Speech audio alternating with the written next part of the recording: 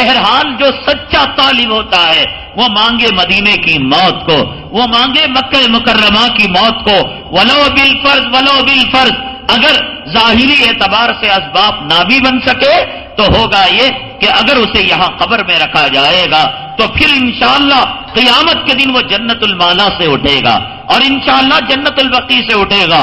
اس لیے ہر سحری میں، افطاری میں اور حدیث پاک میں آتا ہے کلام پاک کی تلاوت کے بعد روزے کی حالت میں جب کبھی دعاؤں کی قبولیت کے اوقات ہے دعا کرو اے اللہ مکے کی موت نصیب فرما، مدینہ طیبہ کی موت نصیب فرما، جنت البقیع میں ہماری تدفین جو ہے نصیب فرما۔ یہ جو ماں کے پاس ہے، باپ کے پاس ہے، یہ کچھ کام آنے والا نہیں ہے، وہ کام آنے والا ہے۔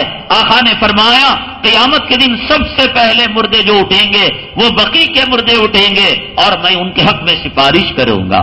یہ ماں نہیں کام آئے گی، یہ باپ کام نہیں آئے گا۔ تو یہ ہے قبر کا معاملہ کہ ہر کسی کو بھینچتی ہے، ہر کسی کو وہ گلے ملتی ہے، لیکن نیکوکاروں کو، اولیاء کرام کو محبت کے ساتھ اور جو بدکار ہیں ان کو دشمنی کے ساتھ بھینچنے میں فرق ہوتا ہے، دبانے میں فرق ہوتا ہے۔ وہ نیکوکاروں کو محبت سے دباتی ہے، اللہ ہو سکتا ہے ان کو لذت پیدا کرنے، لذت دینے اور جنت کی کھڑکی کو دیکھ کر اس سختی کو بھول جائے، لیکن جو بدکار ہوں گے اور جنہوں نے دنیا کے اندر خطا کی اللہ ان کے ساتھ کوئی رحم و کرم کا معاملہ نہیں کریں گے۔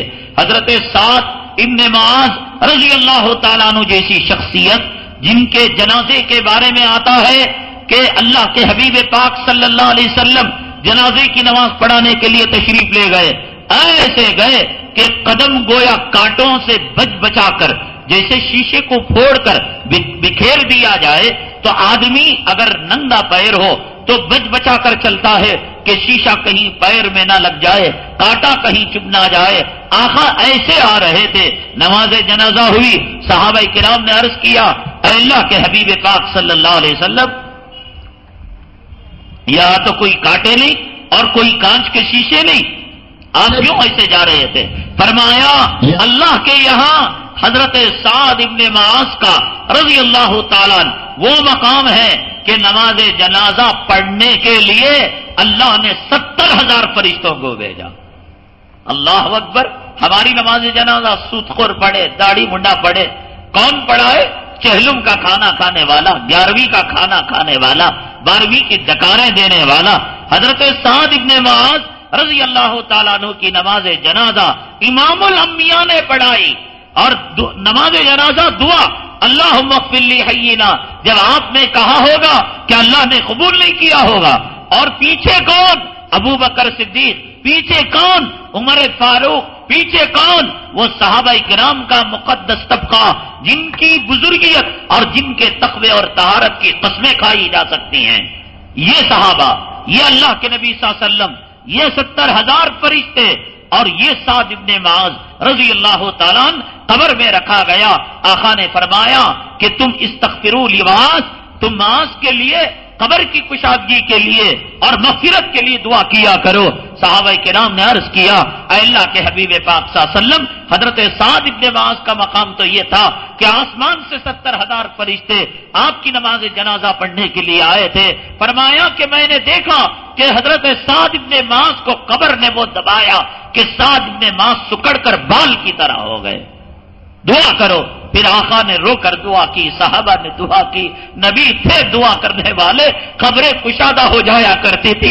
ہم قبر بھجانے کے بعد کون دعا کیا کریں گے؟ ہماری قبریں بچھیں گی، ہماری قبر کے اندر عذاب آئے گا۔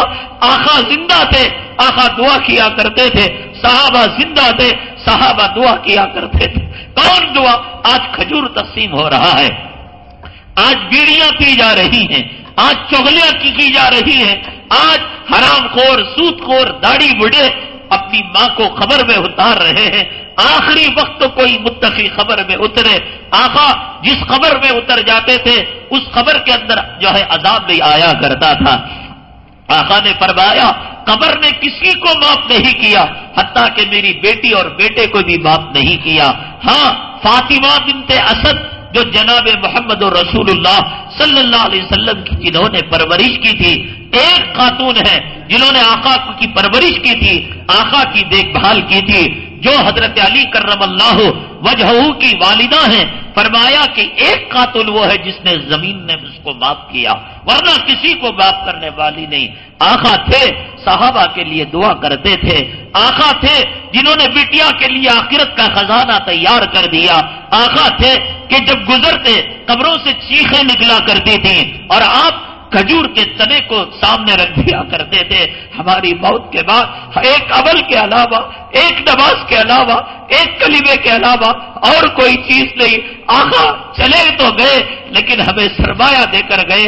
آقا نے فرمایا کہ جو مسلمان رات کو سورہ ملک پڑھے گا، 29ویں پارے کا پہلا سورہ ہے تبارک الذی بیدہ الملک، آقا نے فرمایا کہ یہ سورہ ملک اگر کوئی پڑھے گا، آقا چلے بھی گئے، امت کو یتیم کر کر نہیں گئے، امت کو لاوارث کر کر نہیں گئے کہ کل ہم قیامت کے دن شکوہ کر سکے۔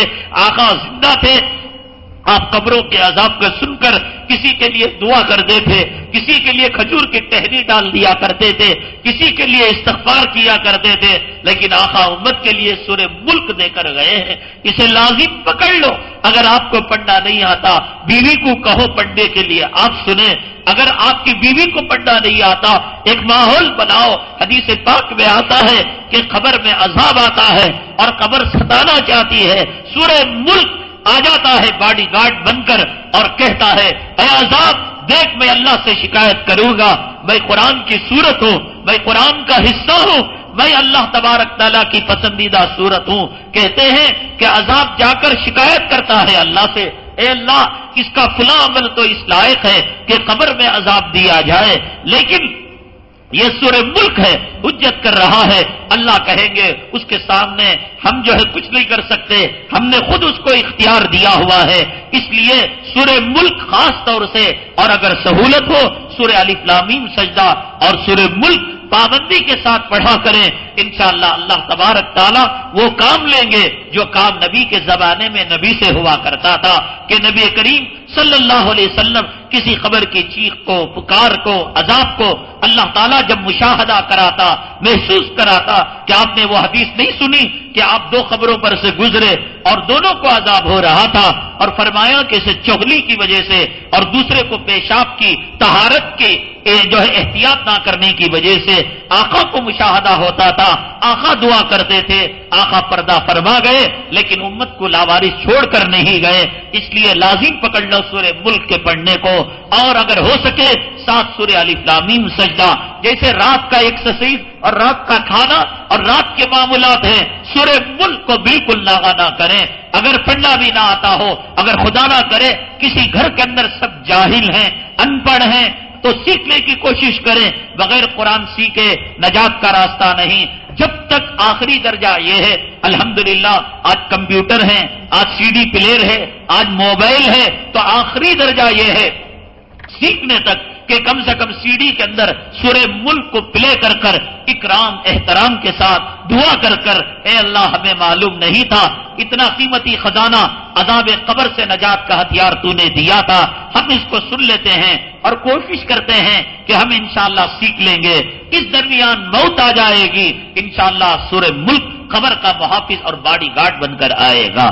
قبر یہ نہیں کرتی کہ ہر کسی کو بھینچے، بلکہ قبر کے وہ کرشمے ہیں اور قبر کے وہ کارنامے ہیں کہ قبر سے شہداء آ کر زندہ بھائیوں کے ساتھ ملاقات کرتے ہیں۔ میں نے کل جو واقعہ رومیوں کا بیان کیا تھا کہ شام کے 3 بھائی جس میں تیسرا بھائی تھا اس کے ساتھ بڑا عجیب و غریب سلوک کیا گیا، انشاءاللہ اس واقعے کو ہم کل عرض کریں گے۔